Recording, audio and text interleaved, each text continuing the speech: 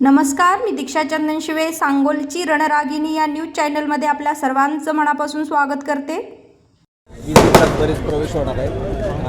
स्थानिक स्वराज्य संस्थांमध्ये कोण कोण आहे, काय असेल? आता जर आजच मी सांगितलं तर मग पुढं काम काय झालं आपल्याला. पण एक सांगतो, भारतीय जनता पक्षामध्ये करमाळ्यापासून, माढ्यापासून, मोहोळपासून सोलापूरपर्यंत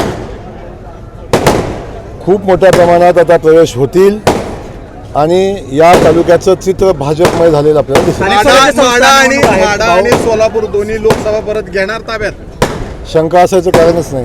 स्थानिक स्वराज्य संस्थांच्या निवडणूक आहेत, आपण आता स्वबळावर लढण्याची युती करताय. नाही, मी युती करून लढू. म्हणजे जर आमची युती नाही झाली काही ठिकाणी तर आम्ही वेगळं लढू.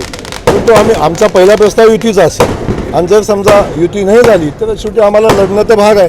सगळ्यात मोठा पक्ष म्हणून आम्ही लढू टाकतो. सांगोल्याचं चित्र काय असणार? आज यांचा प्रवेश झालाय, किती त्याचा परिणाम होईल असं वाटतंय? कारण शेकापचा पडलाय अशी चर्चा सगळीकडे. फक्त शेकापलच नाही आहे, या ठिकाणी सगळ्याच पक्षांना भगदार पडलेला आहे. मी सांगितलं की अजून 15 दिवसांनी अनेक कार्यक्रम होईल, तेव्हा राहिलेले अनेक लोक प्रवेश करतील. ही फक्त सुरुवात होती. उशीर आमच्याकडूनच झालेला आहे, उशीर लोकांच्याकडून झालेला नाही.